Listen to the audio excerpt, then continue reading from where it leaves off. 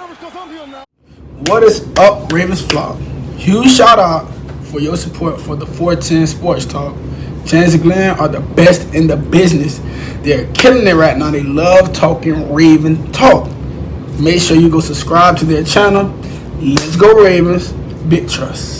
Welcome in, everybody, to another episode of 410 Sports Talk. I am James Haskell, along with my co-host Glenn Martin. And Glenn, not just another episode of 410 Sports Talk, probably the most exciting one we've had this year thus far. You guys probably know the faces below, friends and acquaintances, as well as guests of the show. Sarah Ellison, former member of the Ravens media team, and Qadry Ismail, of course, is all over local Maryland news when it comes to the pregame shows, but also a former Raven himself, Super Bowl champion himself, and the co-host of the Sarah and Q Ravens Review. Go check it out. Guys, thank you so much for coming on the show. Yeah. Thank you for having us. This is great. This is the first time somebody's had both of us on together, Q. Like we've done our own That thing. is true. That is true. I kind of enjoy this. I know. This is gonna be fun. Yeah, I'm super excited to have you guys on. But let's just jump right into it. Sarah, the first one I have is for you. I was a bit surprised, initially surprised about the Wink firing. I thought that with the hand he was dealt and with his history of the successes he's had here in Baltimore, that he certainly earned at least another year to see with a healthy defense what he could do. But then surprised again because I thought Anthony Weaver was a bit of a shoo-in. I thought he was brought in to be the replacement eventually. And then to see a guy, Mike Mcdonald, I'm 34. Sarah, he's only like 4 months older than me. He's 4 months older than me, and yet he's the DC coaching guys who will be older than him. So what's your take on the Mike Mcdonald hire? Well, just to back up a little bit, I was slightly surprised by letting him go also. Shout out to Jeff Drebeck, who always does fantastic reporting. It sounded like there was a contract extension given. But he used the term that was on the Ravens' terms. Not exactly sure what that means, but it was something that, Wink wasn't totally into. But if he had accepted it, he'd be the DC today. I highly doubt that they gave him something that's insulting. That's not the Ravens' way. But it wasn't something that suited him. And so I don't think the Ravens had planned on having a new C or DC as soon as the season ended. But it kind of sounds like it just ran its course. And, lots of times teams will put out and just say we parted ways. This might be one that actually might be a little bit closer to that it just felt like both sides felt like it was time to move on. In terms of the hire, I do think that Weaver was certainly a top candidate. John Harbaugh had a press conference today singing his praises, saying that if the Broncos were smart, they would have hired him. They didn't. I believe there was news that they hired somebody else. But I wasn't surprised by Mike Mcdonald.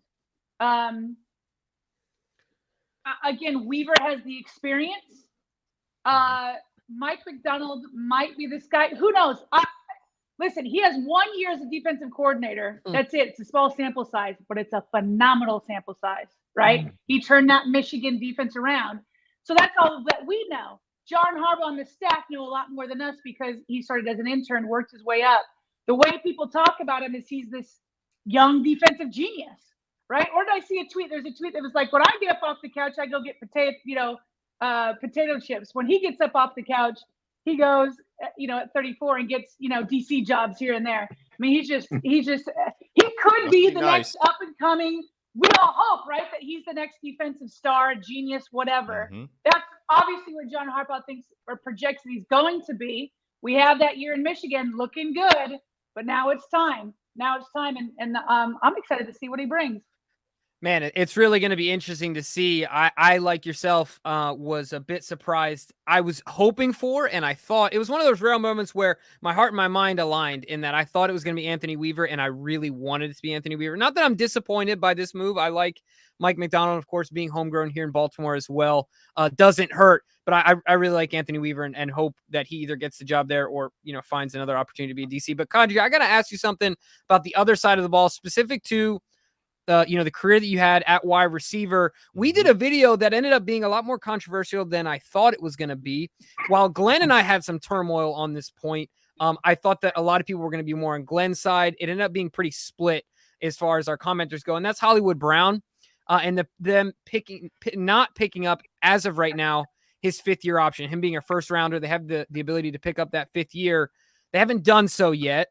That would be a $13 million cap hit. Where are you when it comes to Hollywood Brown so far? Do you think it just is a formality and it's going to happen? It's a foregone conclusion that they're going to pick that up? Or do you think that they're really standing pat and saying, okay, this is a TBD type thing.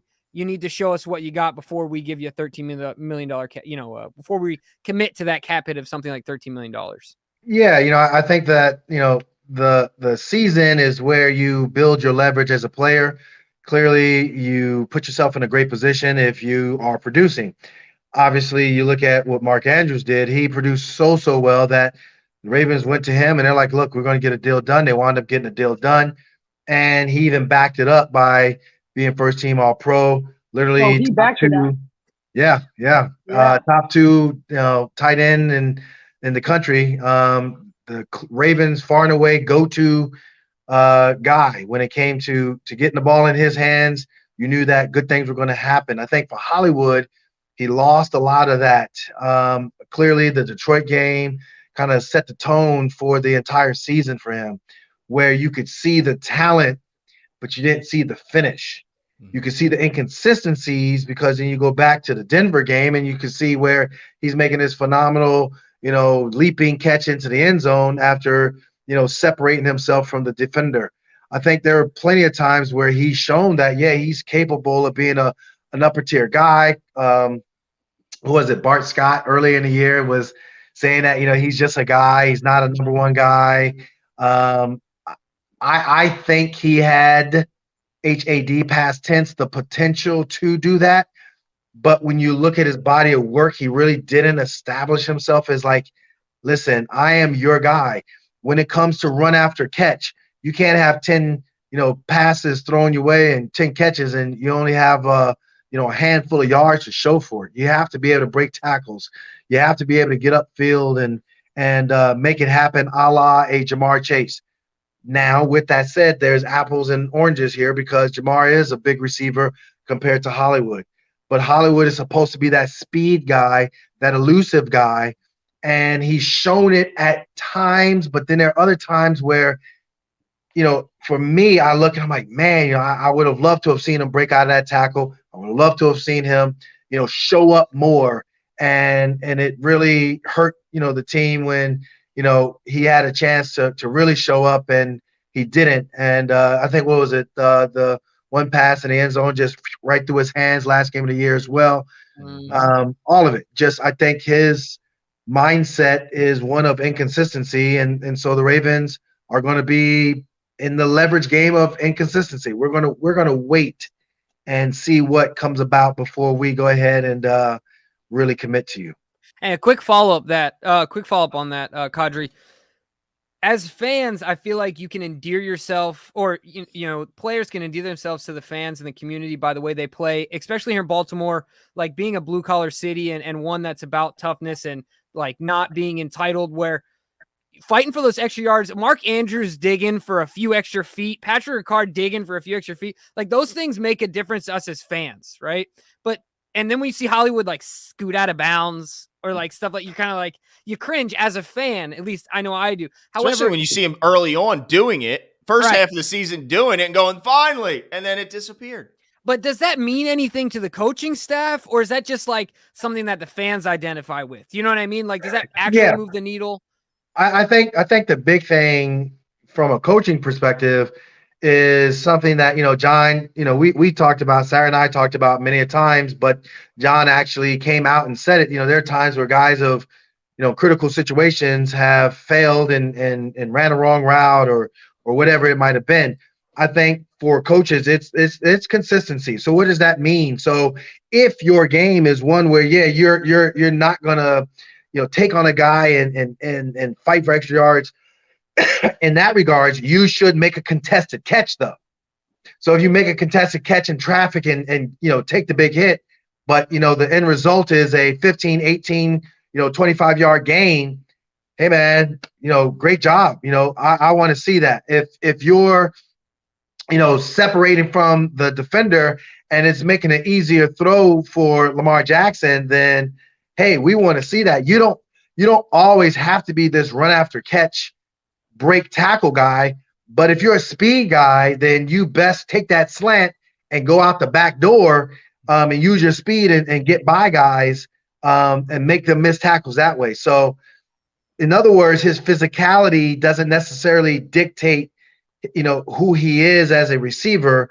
And I think it's kind of unfair if fans put him in that category. But to the fan who is looking at him as an explosive player, I think it's fair to demand explosive play from Hollywood Brown. Fair enough. Yeah, certainly a guy. You would pick up the 5th-year option, right? Oh yeah, no, I think he has good chemistry. I think from a work ethic standpoint, since he's gotten here, he put himself in position. But I guess I would let him sweat it a little bit. Worry a little bit. Okay. Hey, Ravens you know have what? till May. Right. That's exactly right. No, I'm serious. I'm like, what did you do? You were up and down, hurt.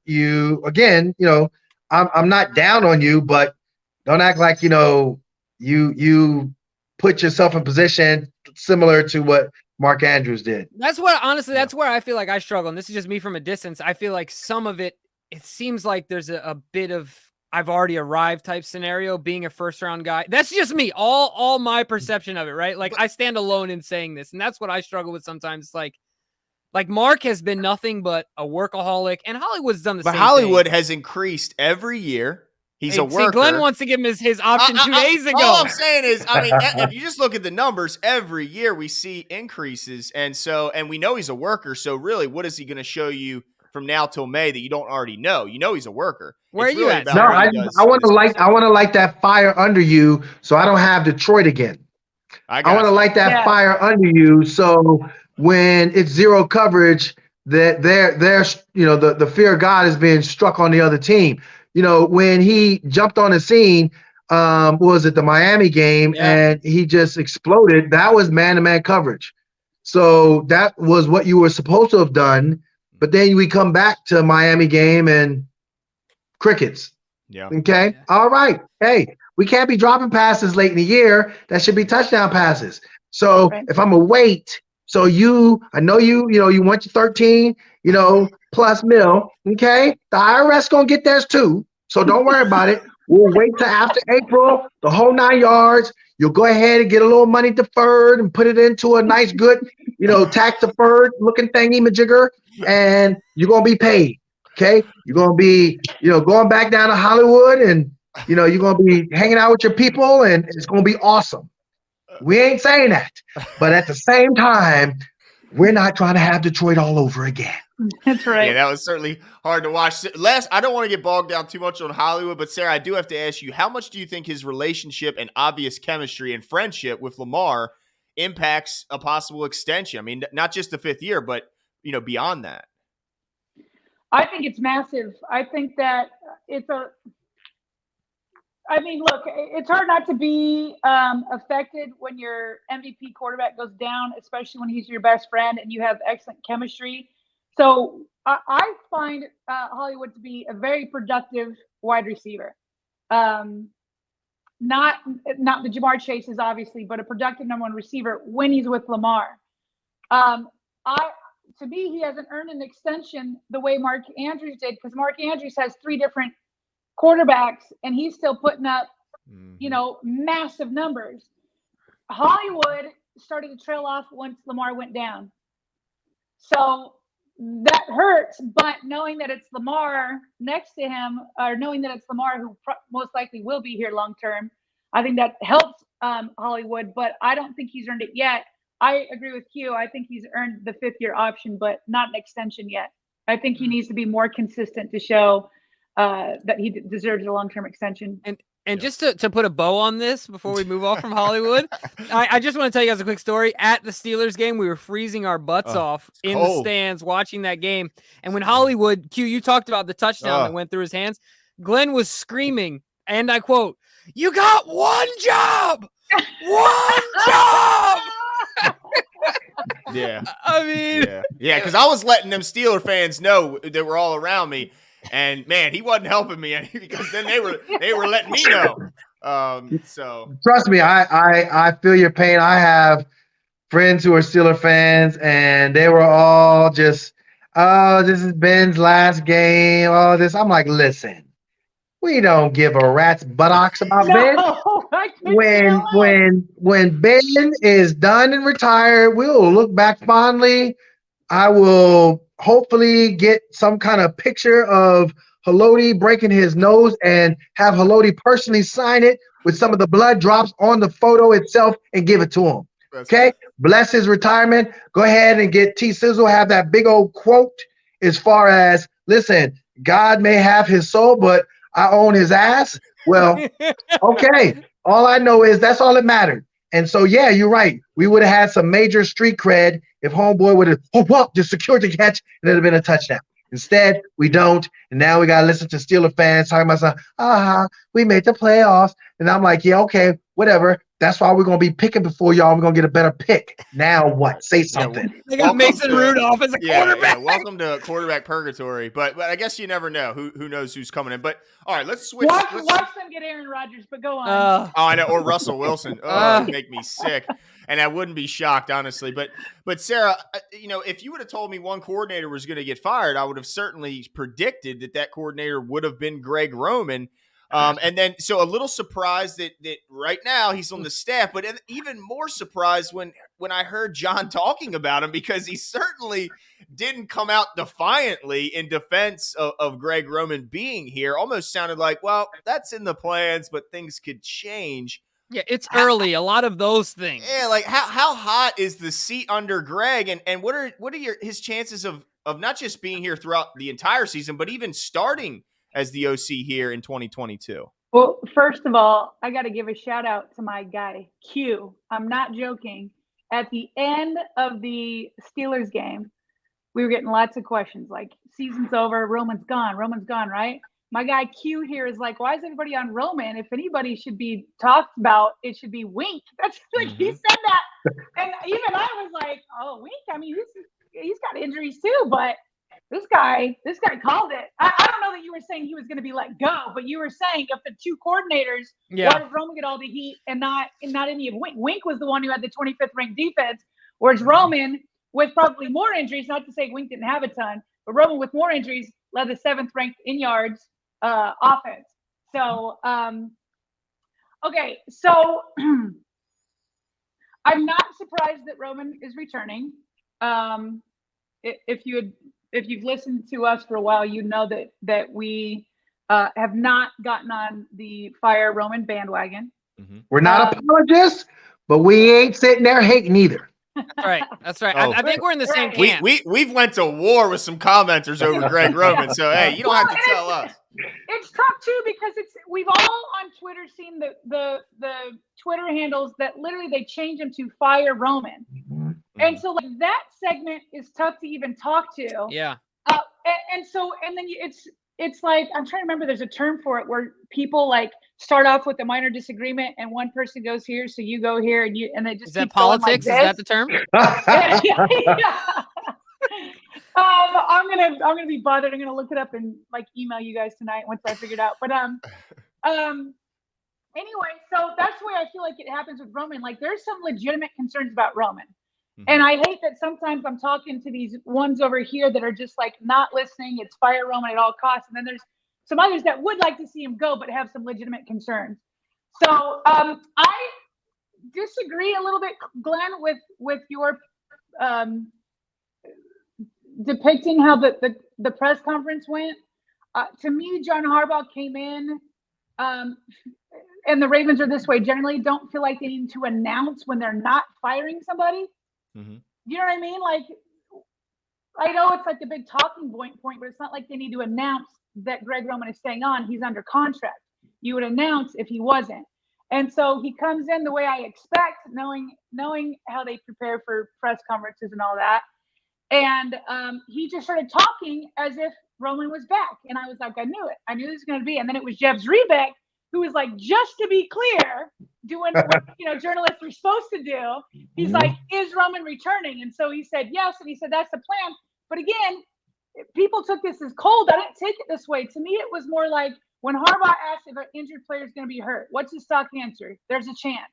Because he's not lying, but he doesn't want to give it like oxygen. He doesn't want to give stuff away. He doesn't want to make it a big deal. To me, he was like, yeah, that's the plan. Things could change, meaning a head coach job could maybe pop up and Greg could go. Not that I think Greg is going to get any offers or anything like that. I'm not saying that, but it's like a stock answer.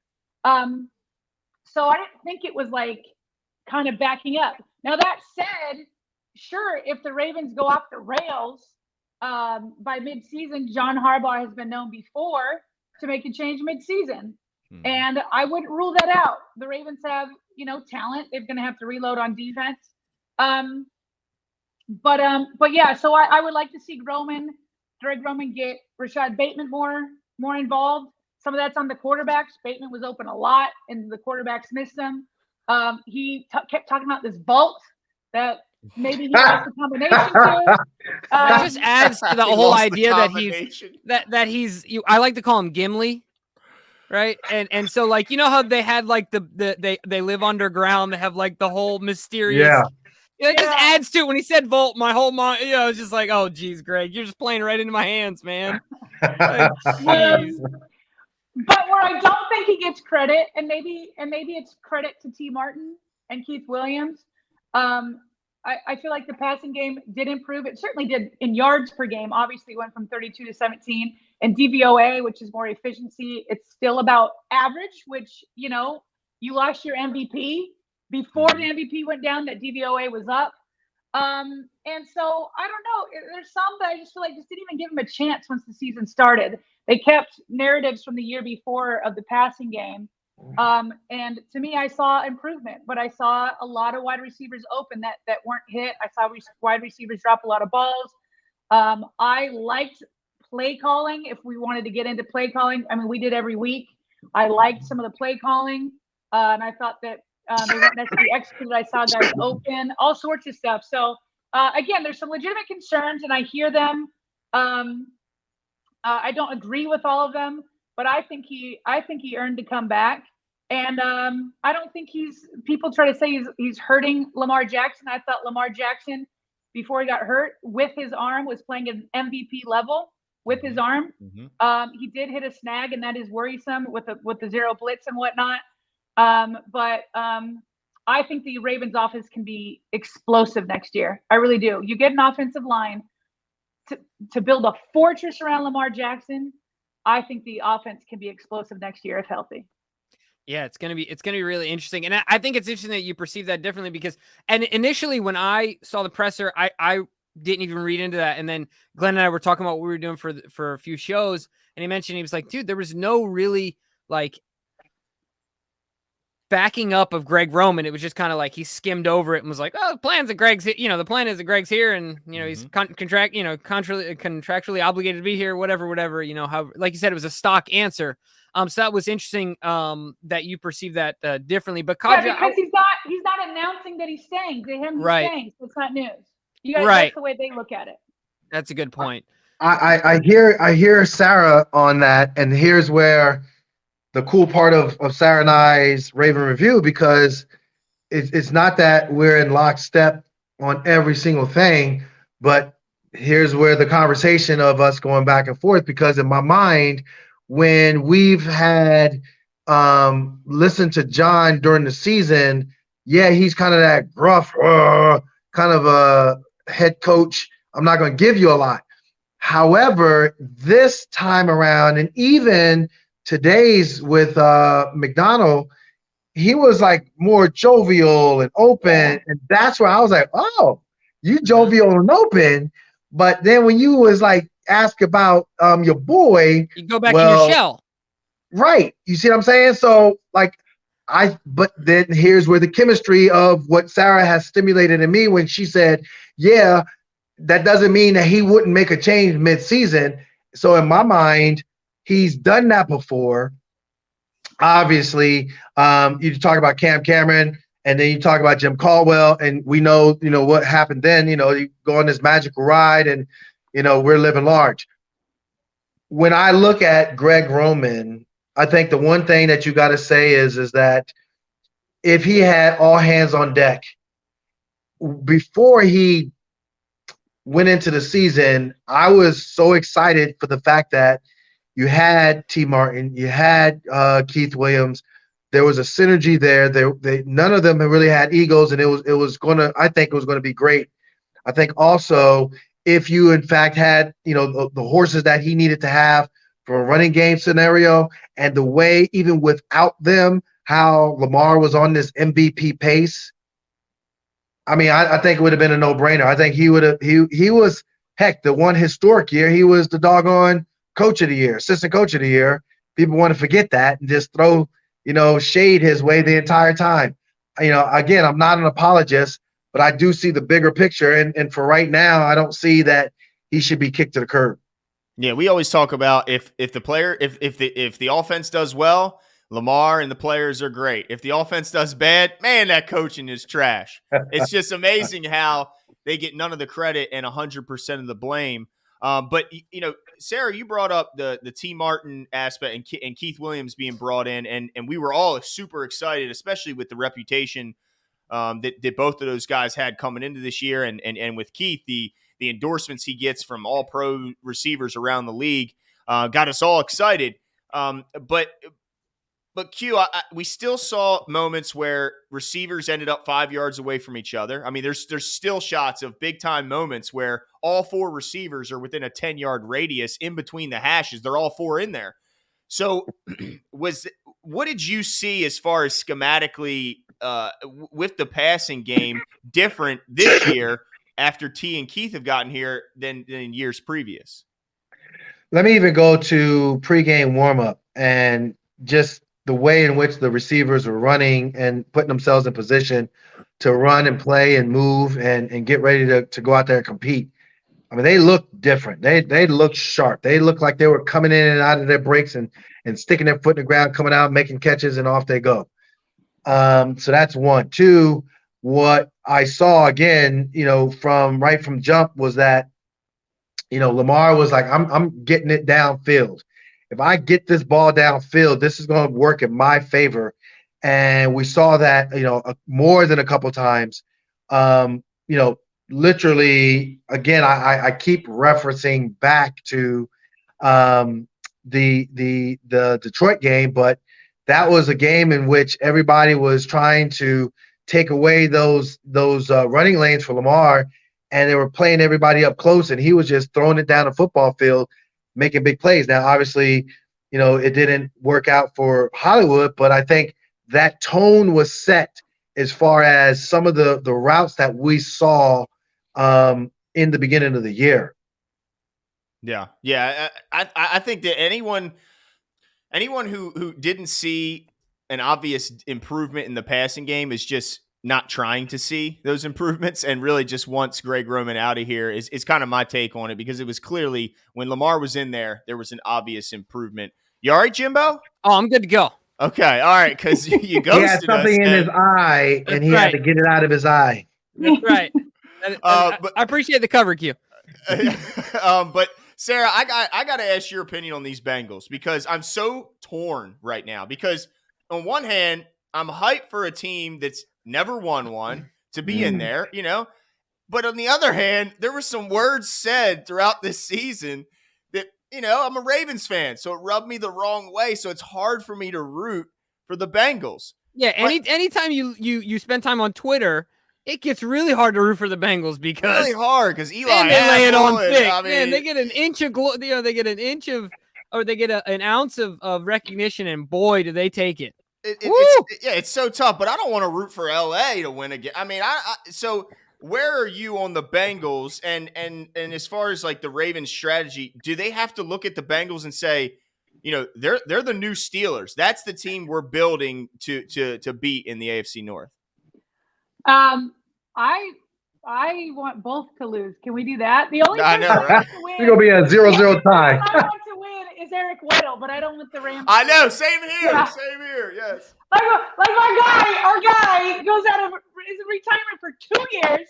Oh, let me just come back in the NFC Championship game. I'll play all defensive snaps and I'll lead the defense in tackles. No big deal. And then I'll go to the Super Bowl. That's what you get at. That's what you get out of a Ute, Sarah.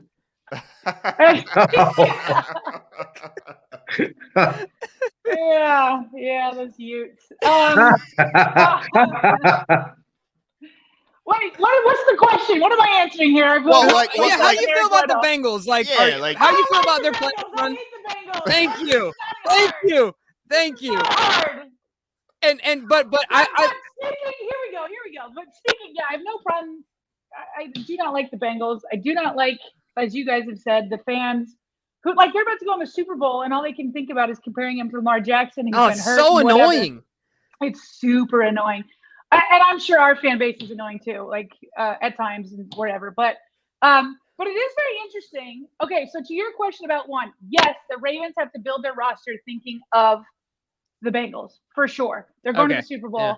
They 100% have to do that, and they are already doing that. They already do that for all AFC North teams. But you'd have the Steelers, who are the major competitors. Although Bengals have been for a while too. I mean, AJ Green has killed us, as we know, many times. But we don't know who the Steelers are going to be just yet. We know they're still going to be physical. We know what Tomlin is like, but without a quarterback, we don't quite have a complete identity. Just have to beat them. What's interesting about Rams and Bengals is they have built their Super Bowl rosters in very different ways. Bengals are known for being cheap. People say that about the Ravens. The Ravens always go up to the salary cap.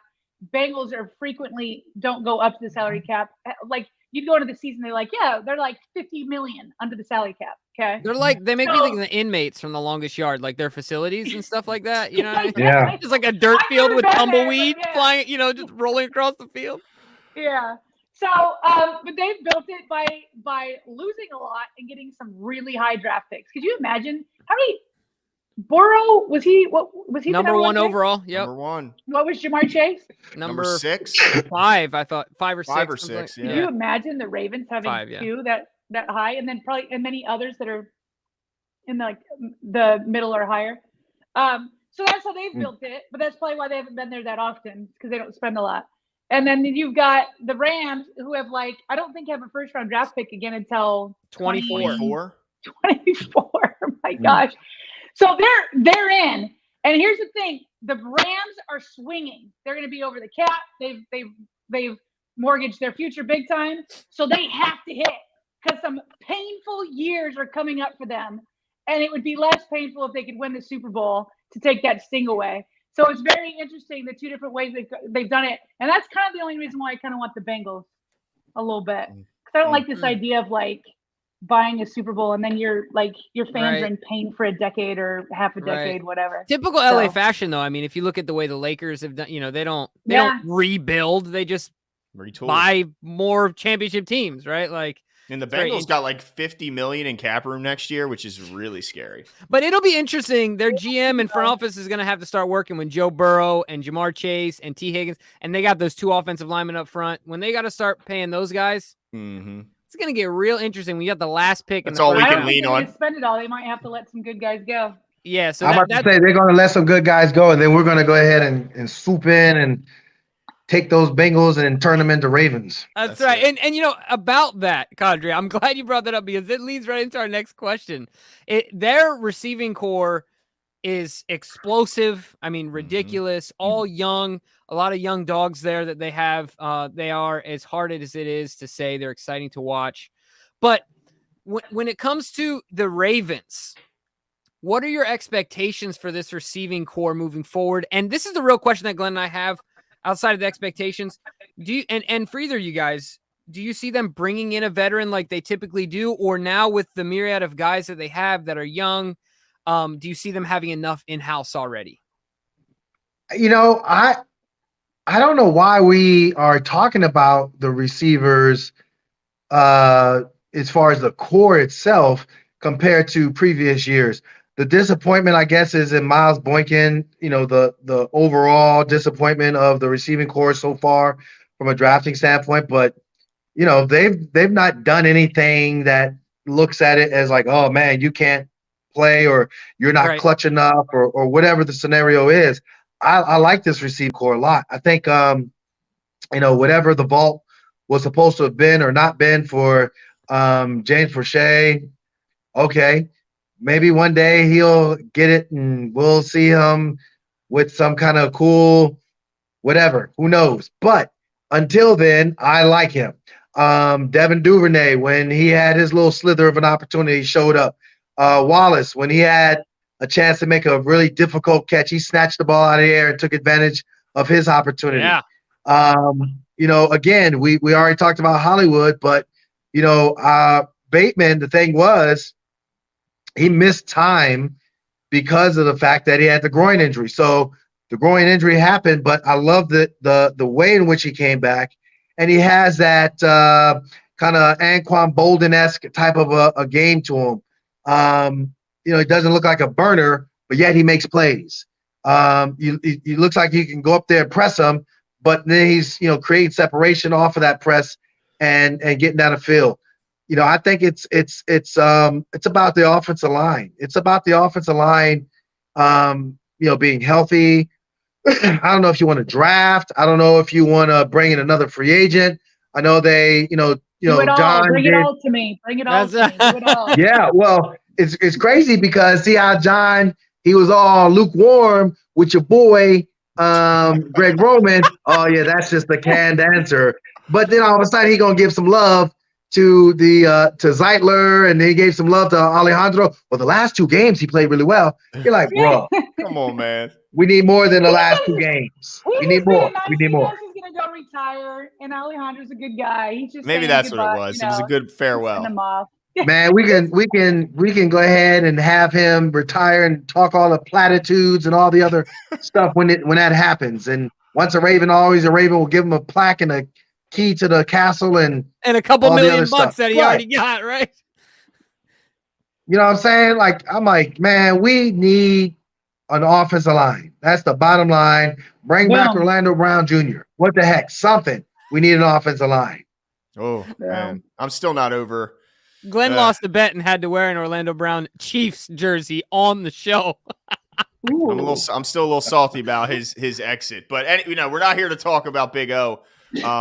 But about that offensive line, we have reasons to be encouraged when I look and see, well, hopefully Ronnie will be back, and hopefully Juwan James will be the right tackle, and Zeitler played well, and maybe Ben Cleveland with a full offseason, he'll develop. But who do you really feel, which position do you really feel great about outside of Zeitler? I mean, do you really think that Stanley can return to all pro form? Like Sarah, when you look at this offensive line, what position do you really feel great about? Crickets, man, crickets. Like you said, Zeitler, but even that's like I feel good for 1 year. Right. But we're looking to extend Lamar Jackson long term, so I need some long term answers. I mean, listen, this is going to have to be like the way they approach cornerbacks, which is like you can never have enough. Mm-hmm. To me, you got to get tackles. You got to get tackles. You got to get tackles. You got to get tackles. I want depth. I'm tired of seeing on the right side. You have to move the one guy you've got to the left, and then you've got 3 or 4 guys circling through, whether it's because of injuries or poor play or whatever. It's got to stop. So, I mean, it's nice. I mean, theoretically, it's like you got Juwan James. I thought that was a clever move by Eric DaCosta. Some nice insurance there. Ronnie, I mean, who knows? I mean, you can't predict this type of stuff, right? You can't. So you hope he's going to be there. Juwan James, you'd like it to be a depth move. To me, the way Bradley Bozeman was talking, to me, it sounded like he wasn't going to return. Mm-hmm. Yeah. Left guard, I think you go ahead and take the tender on Powers because he has some starting. You'd like to hope that Cleveland is healthy and that he can go in and win that job, and that Powers would then be this starting experienced left guard that's depth at that point. You got McCary. I want McCary as depth. I don't want McCary starting almost the whole year at right tackle. I want him as depth. So a lot of these guys I like, but I would like them to be depth. And come on, Ronnie, I hope his ankle's good. But I don't feel confident on anything. And the Ravens have got to treat it like they do corners. The more, the merrier. Bring it all to me. Draft, free agents, bring it all to me. Build a fortress. Show me the money. Yeah. That's right. No, I'm with you 100%. But I do want to talk about the other side of that line. That would be the defensive line. Our defense last year was the third oldest in the league, and I do think that showed up at times in the fourth quarter with guys not being able to get pressure or just play at the same intensity they did in the first half of the first quarter. But there's a lot of unknown with the front seven. You got Tyus, of course, getting injured in the last week of the season. Brandon Calais, free agents. Justin Houston, free agent. Wolf getting hip surgery. Sarah, what's happening up front? Sarah, Q, it doesn't matter what's happening up front this year. What do you guys envision this front seven being next year, right? Like, what is it going to look like? Go ahead, Q. It's interesting because Mcdonald, one of the things he was talking about at his presser was, the vision of the defense, simplifying but yet over communicating. In other words, we want to establish pressure via different looks. And so I think that, part of what Wink was that he was an aggressive defender or defensive play caller, and he just would send guys. And I think, certain guys would be out of position. And I think it called for a veteran type of a team. I think what we're seeing here with Mcdonald being such a young guy, if you can get those young players like Odafe Owe to really understand, their role and to be versatile in their role and not just, be about, just get after the guy, get off the quarterback and run by the ball carrier. And now you got a big play down the field going by you or whatever it might be. I think it's up to Mcdonald to really establish that defensive front and its mindset.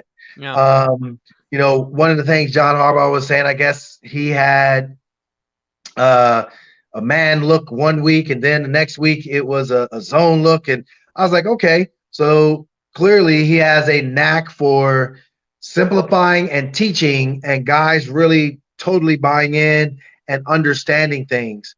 And so then he also said, it's like you're giving them a cheat sheet. Mm-hmm. So in practices, what you do is you have this long list, this long script that you go through of all these different scenarios. Literally, if you're with a jerk of a coach, he's not going to tell you anything. And you're going to be at the mercy of whether or not you can remember what you learned in the meeting out on the field. And sometimes you're like, mother of pearl, this is going to be going bad for me. But then you got these other coaches that are mad cool. You're looking at the script like, hey, you know what you got on this right here, right? Okay, you're going to run the curl route. He's going to run the flat. Okay, all right. Wait. What's play number 8? Yeah. So now this one, you're going to run the flat and he's going to run the curl. So with that said, I think Mcdonald talked about doing that with his defensive guys, and they took ownership, a better ownership of the defense. I'm curious as to see how he's going to mold a Patrick Queen, how he's going to incorporate Odafe Owe even better. We don't know, but I do know from personal experience that an Achilles is one where you can come back from sooner rather than later. So I know that, Tyus Bowser is going to be in the mix and in the conversation. So, got a lot of young guys. How's Mcdonald going to, bring these guys up to speed and show that versatility that he talked about that he had at Michigan? Can I give you my favorite quote from him today? Speaking about him. Let me see. He said, because they had asked him, because we know under Wink was super aggressive in terms of setting a blitz, right? But almost too often, because then the offenses knew that was coming. So a reporter asked Mike Mcdonald if he was going to be aggressive like Wink was, and he says the aggressiveness absolutely will carry over, but you have to look through the lens of what does aggressiveness mean. It's about keeping the offense off balance where they don't believe what they're actually seeing. We want to create doubt at all times. So I like that. So That's his exciting. aggressiveness is going to be defined differently from the way Wink is, and his aggressiveness is he hopes is to just constantly fool them, show them one thing, do another, and then change it as Q said he did at Michigan. 1 week he's doing one thing, and the next week it's a different thing, so that offenses can never anticipate what's coming. And it just seemed too often with Wink they could anticipate it, which just nullified sending all that pressure. So, yeah, I remember seeing that as well and thinking, and DK mentioned this when we were prepping for the show. He seems like a really cerebral type guy, one that certainly likes breaking down film. And he talked about being an intern and how fun it was to do like tendency projects and things like that to really dig deep. So, Sarah, one of the things I wanted to ask you is, I mean, I'm sure that you guys were in the building at least at the same time. He had some intern stories, sharing an office with like 2 other people. They're finding all these special projects for them to do. You remember anything about Mcdonald back then when he was like a position coach and things like that? No. I never remember. Nobody knew they like sat him in the office with the server racks and like throw meat like once a week or something. Wait, what year was he hired as an intern? Do we remember? 2014, yeah. 2014. You guys got to remember though, once I started having kids, they let me work a lot more from home. Fair enough. So I wasn't in there as often, but it's not often that we're interacting with coaches anyway, man. Those guys put in crazy hours. They're like sleeping in their offices. They haven't shaved in like a week. They shave, maybe Sunday morning or whatever. But I honestly don't ever remember seeing him. Right. Once. Fair enough. Well, apparently he had a pretty small office. I don't think it had any windows. So, well, he's an intern. I mean, what do you expect? That's right. All right. So we kind of saved the big one for last, right? There's obviously one thing we haven't discussed as of yet, and we've been saving that for the end. And I'm sure you can all guess where I'm going with this. But Qadry, I mean, we got to talk to you because I'm reading a tweet here, and I see a tweet that says Qadry Ismail said the Baltimore Ravens offered Lamar Jackson a hefty contract, generational wealth, but LJ's team turned it down. It's going to be interesting to see how this plays out. So can you speak to the validity of the tweet and what you know about the contract situation? Yeah, no, I will say on the Syracuse Ravens review show, we were sitting there before the show started, and I was talking to a couple of our other media colleagues at M&T, and we were just chatting. I am not a journalist, and I don't do the whole breaking news thing, but when said journalist was breaking it down to me and said what they said as far as the amount and that is some mega generational wealth type money, I was like, wait a minute, you're kidding me. This is a good contract, at least from if you're Lamar's camp, at least you say, okay, hey, we're starting off in a good place. You're not trying to, lowball us or anything. This is all right. Hey, so we can structure this thing. Well, they did it, and I was like, wait a minute, what? And so I went on Syracuse Ravens review, and I was like, listen, this is what I've been told, and they had it out there, and they're like, nah, we're good. And so I don't know why. Maybe they want a Patrick Mahomes type of, number. I don't think that's realistic, but now you don't have to reveal it, but were the years provided to you? Like one of the things I thought was maybe no, they didn't. That's exactly right. I know where you're going. So they didn't provide the detail. They said the average. Okay. Bruh. The yearly average. They said the yearly Are we talking top 3? Yearly average. Okay. I mean, I'm not trying to go there. Start with as far 4? as like, I know y'all trying to pull it out of me. Start with a 4. Just us 4. No one else is watching Q. That's the thing. It's just us 4. No one's gonna watch this. Who cares about our show? Like, I'm telling you, I was like, wait a minute, he what? He just didn't like it. I mean, what are we talking about here? Like, I mean, what, bruh? Like, oh my God. like his kids' kids type thing. Oh. So yeah, and like yeah, that was woo. It was a good conversation. So let me ask you, just to be clear, you trust said journalists to be plugged in, right? Oh no. This is 1,000% plugged in. Let me ask you this though, because this is something that Glenn and like, I have been talking about. Plug. Because plug.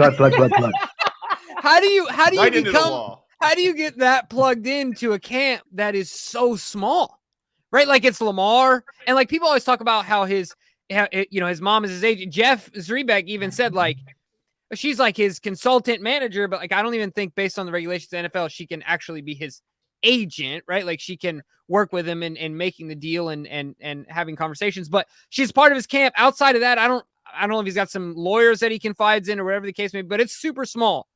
So like from what I understand, it is super small. From what I understand, he took the consultation of don't do anything. We're going to chill. And they're in a holding pattern. So wow. I'm like, wow, I mean, whoo, yeah. Mama Bear, stuff that we don't know. Okay. Yeah. All right. Lamar. Now, what do you think though, Sarah and Q? I want you guys to answer this question because this to me can change a lot of things. It could mean like I want Lamar to get a bag, right? He deserves it. And I'm not, because when we talk about this, people drill us all the time. They're like, everything with, we want him to get paid. Yeah. But we understand he's earned it. There's also a new influx of Ravens fans that are Lamar Jackson fans, not necessarily Ravens fans, right? Like they wear purple and black because they love Lamar Jackson. So they want everything for Lamar Jackson, and the Ravens do nothing but hold him back. Like that's a lot of people's view on Lamar and the Ravens and whatever the case may be. But the reason I'm bringing this up is because we want him to get paid. However, we want the Ravens to be competitive. So we think that there's a hunch, at least between just Glenn and I, for what it's worth, probably not very much, that this deal could be relatively creative in the way that it's set up between Eric and Lamar if there's trust there to where they maintain some flexibility to continue to compete in the future while he still gets paid. But if you're telling me he's turning deals down, right, like how does that change your view or one's view of a Lamar Jackson towards his, they're going to get a Super Bowl out of me. Like all I care about is winning type mentality to like, no, I want to be the highest paid and I want to win. You know what I mean? Like there's a balance there to strike. And I feel like it could change how people view that. Do you see what I'm saying? Yeah, I hear you on that, but there's the play and then there's the pay. And you have leverage, you use your leverage because I promise you, once the team has the leverage, right, they're going to be using that leverage against you. So never will I ever, think, oh, okay, this guy, he's, screwing the team over and, whatever it might be. No, get what you can get when the getting's good. Yeah. It just doesn't matter. I think, Eric DaCosta, from what I was told, he is doing it in all fairness and trying to, make it happen as far as the contract and the deal is concerned. So that's a good thing. Obviously Lamar in his camp is they want it structured the way they want it structured. Obviously the Ravens want it structured the way they want it structured.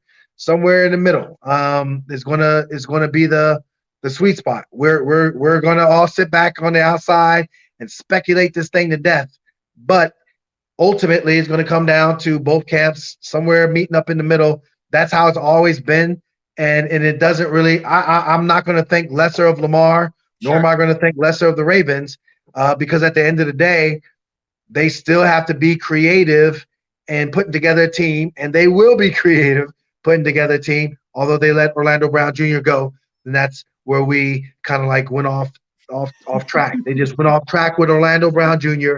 because they just didn't realize homeboy could have played left tackle. You play him left tackle, Moni, and you move him back over to the right side, and we're all happy. Hey, doesn't it stink? I mean, if the Ravens knew that Ronnie wasn't going to come back, I don't think they would have traded him.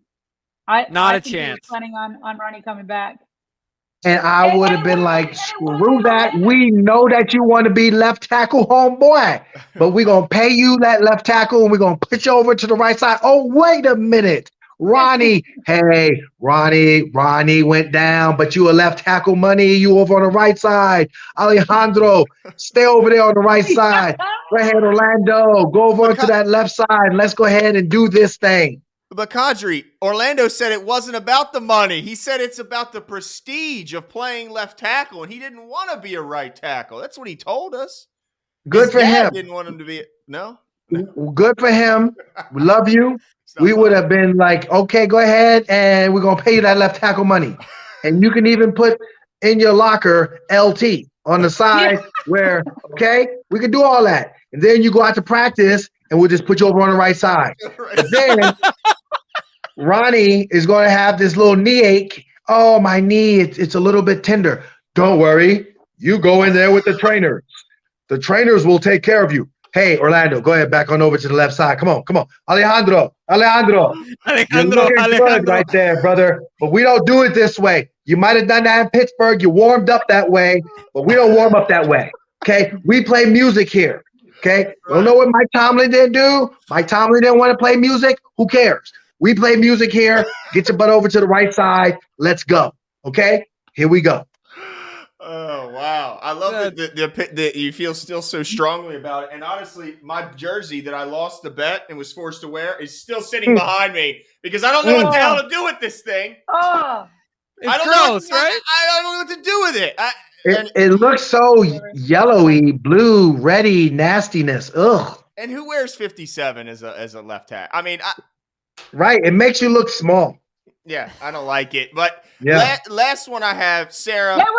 Let me talk about Lamar real quick. Please. Yeah, good. I'm glad you're getting that is exactly what I was going to ask. So go ahead. Okay. Oh, go ahead. Well, I was just going to say, Lamar. Yeah, well, hearing all this that you heard from Q, the fact that that Lamar's camp turned down generational wealth and they're looking for a figure, and yet the Ravens are still, hopefully trying to stay flexible.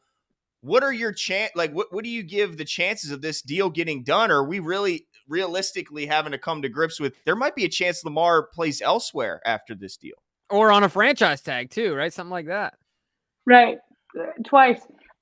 Listen, I think that last year at this time, I think I did tweet, it's not a matter of if, but when, right? Mm-hmm. So to me, last year at this time, it was a formality. I think now a year later, I can't be as confident that it's a formality, but I still think it's going to get done. That would be my prediction.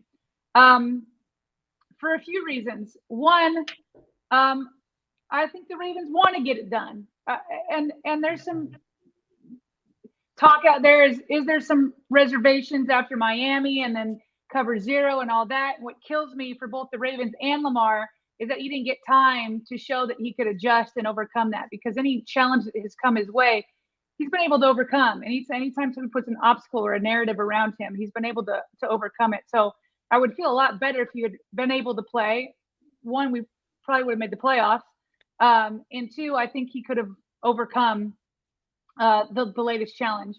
But I was doing a lot of research today because I have thought about Q. Q can't or won't give us the exact number, but my feeling is it's top two. My feeling is that it's top two. He's nodding his head. Okay. Oh. So I can neither confirm nor deny. I think it's top two. It's yearly. He very well could be top one. So it's a poker face to turn that down. But who knows? I'm just speculating at this point. Don't take it for what it's worth. Here's where I'm at. You guys have talked about there's lots of different people's coming from different perspectives, right? There could be Louisville fans that are here for Lamar. And I get that. And listen, it's not just Lamar. I want all players to get the bag. I want them all to get generational wealth. I mean, man, I love watching people's dreams come true and being able to take care of their families. And believe it or not, again, it is a business, but the Ravens enjoy that too when they can do it, right? It is a business. When they're able to make a business decision to where it does it for somebody, they get joy out of that too. They can't do it for everybody. So, but if I'm a Louis fan or been a Ravens fan, you do want the prestige to say, he got the highest paid contract at that time, and then he's going to get passed up or whatever. You want that prestige, and that's good and all. That's not where my mind is at. to me, and I know that Lamar knows this, but and this is also he wants to get his money. But what people are going to remember about Lamar is winning and Super Bowls and all of that. So I was just looking at the research that, today, and we all know that the CBA as it currently exists started in 2011. So I was very curious, what's the max a quarterback could be paid percentage-wise of a cap? Because as we know, the money keeps going up, and that's because the cap keeps going up every year. That was not true because of COVID. And it took a step back last year, but it's going back. It'll start going back up. It'll get a pretty hefty jump in 2021, but it won't be back to what we originally predicted it before COVID. So that's why I look at it in terms of percentages, okay? Because the cap keeps going up. So we now have 10 years. With one more game, we'll have 11 years of the percentage that quarterbacks made in the Super Bowl. The max percentage to win a Super Bowl, the max since 2011, has been 12.4% of the cap. That was Tom Brady.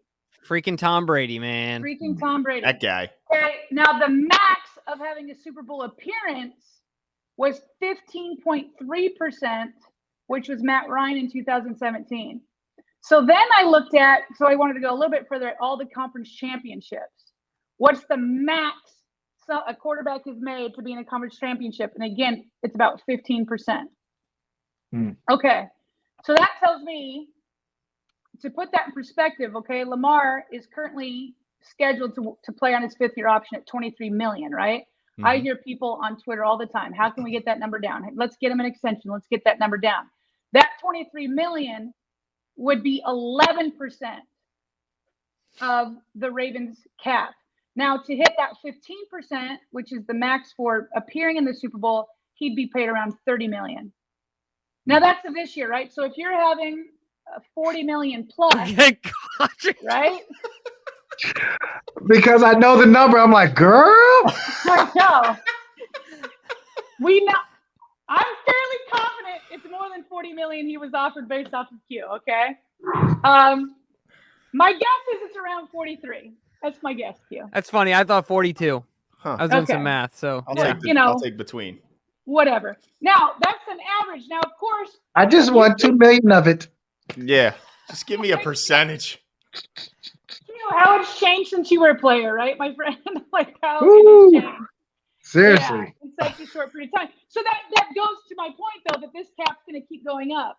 So you can get away with the $40 million and then at first, but the point is if I'm the Ravens, I'm looking at this and I'm like, generally speaking, however, say like they give him a 5-year extension, how can I structure this to where max we're around 15%?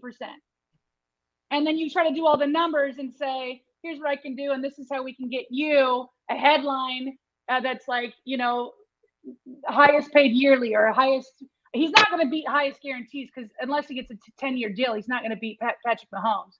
So he's not going to be number one there. But could he be number one yearly? Sure. I just need the Ravens to work it out to where it's never above 15%, because what we really want for Lamar, along with the Ravens, is to win. And the Super Bowl winners have generally been quarterbacks on their rookie contracts, and Tom Brady. Well, Hall of Famers. The Peyton Manning, Aaron Rodgers, that kind of thing, and Joe Flacco. But he was on his rookie. He was on his rookie contract too, so he fits. And a Hall of Famer. No, So it's tough. You want to do this. You want Lamar to get his money, but you want the Ravens to win, and you want Lamar to win. You want him to be able to build a roster. So as long as they don't exceed that 15%, they have a chance. But even those 15%ers, it's going to be tough. It's going to be tough. And just judging by Qadry's face, I think he's going to look at that 15% in the rearview mirror real quick, at least in that first couple years. Yeah. Until the cap goes up so high that it drops the percentage. But thank you guys so much for coming on. This was an absolute blast, giving us so much of your time. Way more than we deserve, hanging out with two bozos like ourselves. Thank you so much. Thank you, guys. Now, we wanted to give you opportunity, of course, the Sarah and Q Ravens review. We've talked about that. But again, let everyone know where they can find that and anything else you guys are working on. Well, Yeah, yeah, so- go ahead, Sarah. You go ahead. Tell her. No, you go. I've talked too much. I was just gonna say, to lose it. It's gone. she's talking to all those generational wealth type figures. She's like, oh, my voice is a little sore. I think the coolest thing that we got is that you can go on Sarah's Twitter handle, and she will have our spaces invite up, and I am going to quickly retweet it. It's after every single game, and usually we wait till after the press conference is over and kind of formulate our thoughts as far as some of the players, some of the coaches, and then we just go ahead and talk shop, and it's just a lot of fun. And this week, obviously, Eric DaCosta still has to speak, so we're gonna be on a Sarah Q Ravens review as well. But you can find us on Spaces on Twitter, and then at the same time, from a business standpoint, I just say that I do sports performance training, and so from a larger picture of things, it doesn't matter the age of the person, doesn't matter the gender, doesn't matter the sport. There's a system that I have in place that really helps out a person as far as their movement brilliance, and at the same time, they can anybody can just DM me via Twitter at I am Qadry Ismail, and we will go ahead and set you up with an eval and assessment, and I can get you started virtually and get you on your way to being a better mover. Nice. Wow. Movement brilliance. Is that what you said? Movement brilliance. I've never I had need my some of movement that. described that way. It's definitely. I'm trying to get Q to reach out to Harbaugh to talk about bringing down non-contact injuries, because he's passionate about. Yeah, I mean, turning over every rock. I love that he's not chalking it up just to bad luck. I like hearing that.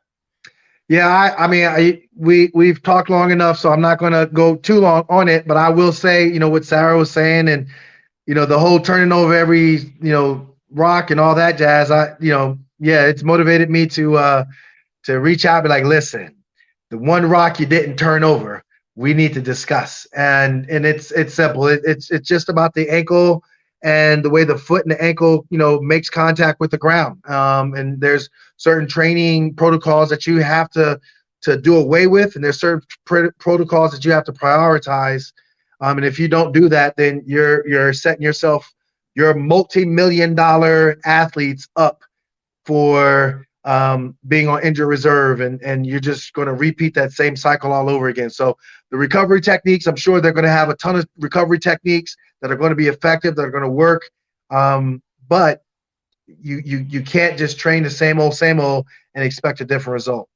John, we know you watch the show. Yeah. So give Qadry a call.